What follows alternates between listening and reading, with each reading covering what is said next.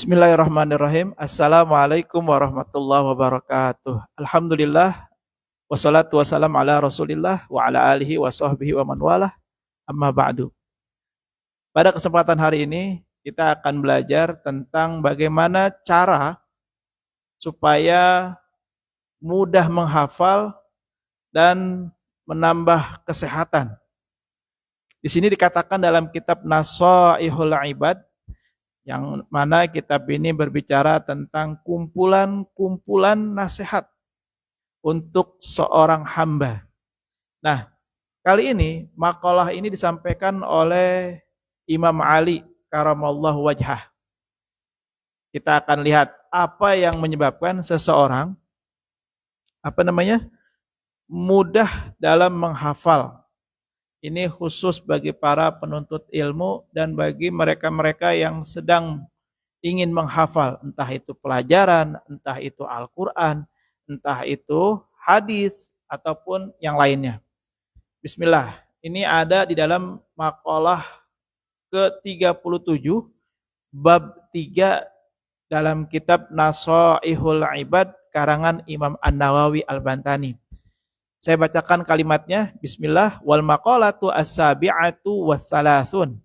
Dan maqalah yang ke-37 an Ali karamallahu wajhah, dari Ali karamallahu wajhah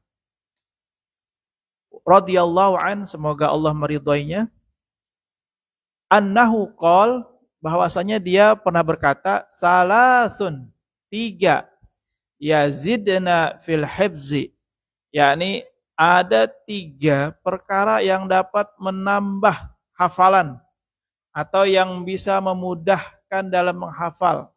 3 perkara ini. Jadi kalau sudah melakukan 3 perkara ini masih juga susah, berarti itu kemaksiatannya yang sudah luar biasa. Terus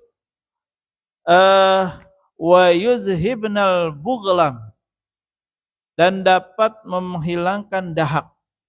Dahak di sini dijelaskan oleh Imam An-Nawawi, ada yang berupa dahak yang sebenarnya, ada yang penyakit dalam darah, ada yang penyakit dalam empedu hitam, ada yang penyakit dalam empedu kuning. Nah, semua itu bisa dihilangkan melalui 3 cara ini, yang mana ini sangat bermanfaat. Apa itu kata Imam Ali karamallahu wajhah? Yang pertama as-siwak. Nah, ini ya.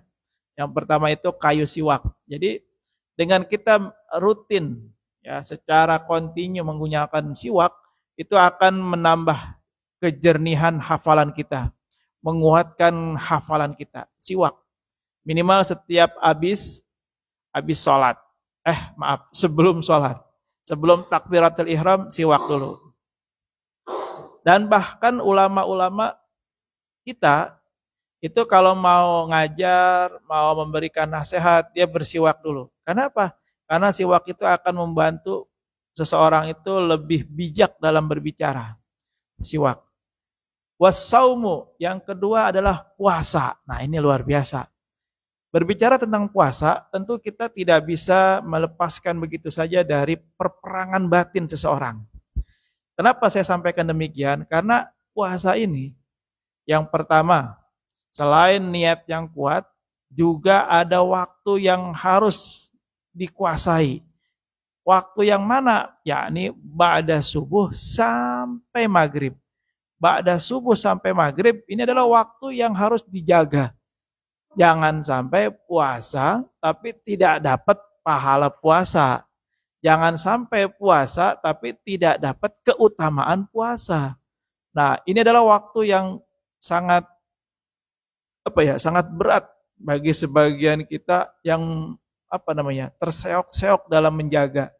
Kenapa? Karena kita seringkali lupa bahwa di dalam menjalankan sebuah puasa itu banyak sekali godaan-godaan yang dapat mengurangi pahala puasa kita. Entah itu berkata kasar, entah itu bercanda berlebihan, entah itu kata-kata kita menyakiti orang, entah itu ngomongin orang, entah itu sikap yang tidak sopan. Nah, perbuatan-perbuatan yang tanpa kita sadari itu, yang kesannya seperti biasa-biasa saja, padahal dapat mengurangi pahala puasa, nah itu yang harus kita hilangkan ketika kita berpuasa. Nah, orang yang berpuasa itu yang betul-betul puasa, itu memang betul dapat memudahkan seseorang dalam menghafal, menjernihkan pikirannya, membuat dia lebih fokus ya, puasa. Karena orang yang sedang berpuasa perutnya kosong. Kalau perutnya kosong, itu ulama tasawuf menyampaikan salah satu syarat seseorang bisa dibuka ya hijabnya itu diantaranya adalah dengan mengosongkan perut. Artinya perbanyak puasa. Dan salah satu kelalaian manusia disebabkan karena perutnya terisi. Kalau manusia perutnya sudah terisi, apalagi sampai kekenyangan, itu biasanya kelalaian demi kelalaian banyak terjadi.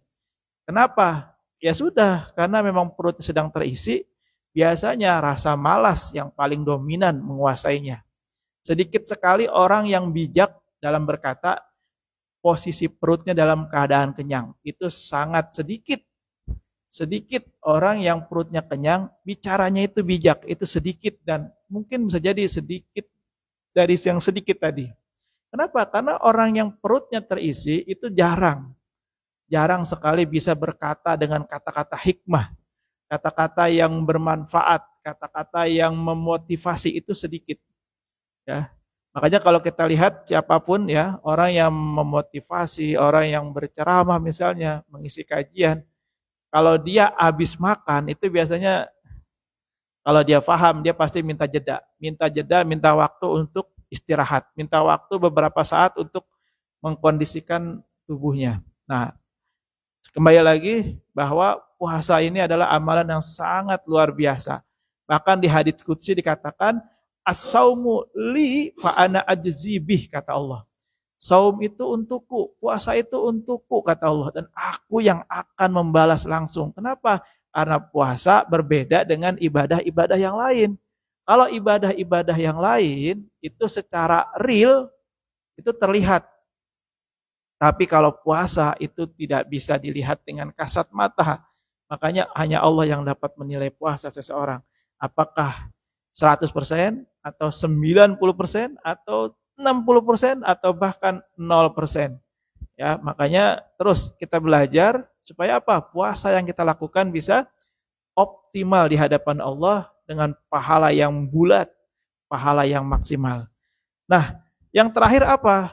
Yang membuat seseorang itu cerdas akalnya, cepat hafalannya, yang terakhir adalah wa qiraatul Quran. Perbanyak membaca Al-Quran. Ya, orang yang rajin baca Quran itu akan terjaga. Ya, yang pertama dia akan terjaga dari kata-kata kasar. Yang kedua dia akan terjaga dari sikapnya. Kenapa? Karena dia tahu. Tahu dari mana? Tahu dari Al-Quran tentu. Ya, Al-Quran itu menjelaskan banyak sekali tentang bagaimana bersikap, bagaimana berucap, bagaimana bermuamalah, semuanya diajarkan. Nah, kalau kita sering baca Al-Quran, kemudian kita tidak mengamalkan Al-Quran, artinya kita mengingkari Al-Quran, na'udzubillah. Ya. Berarti Al-Quran itu baru sampai pada lisan kita. Al-Quran itu baru sampai pada suara-suara kita saja. Tidak sampai masuk ke dalam hati kita dan tidak sampai dalam aplikasi kehidupan kita. Makanya ada ulama yang mengatakan kalau ingin tahu apakah ibadah kita diterima atau tidak, lihat akhlaknya tambah baik atau tidak. Udah, ukurannya cuma satu, akhlak, akhlak, akhlak. Kalau dia melakukan sebuah ibadah, kemudian akhlaknya tidak tambah baik, berarti ibadahnya hanya formalitas. Dapat pahala? Dapat. Cuman tingkatannya ya mungkin standar ya, berbeda dengan orang yang beribadah tapi dia totalitas dalam mengaplikasikannya dalam kehidupannya. Makanya ibadah itu seperti lampu. Kalau kita jaga ibadah kita dengan baik, maka seperti kita menjaga lampu. Kalau lampunya baik, maka akan bersinar dengan baik. Tapi kalau kita ibadahnya tidak maksimal, maka lampu ini pun akan memancarkan cahaya yang tidak maksimal. Nah, begitulah dengan ibadah kita. Allahu a'lam bishawab. Mudah-mudahan bermanfaat. Hadanallahu wa iyyakum ajmain. Assalamualaikum warahmatullahi wabarakatuh.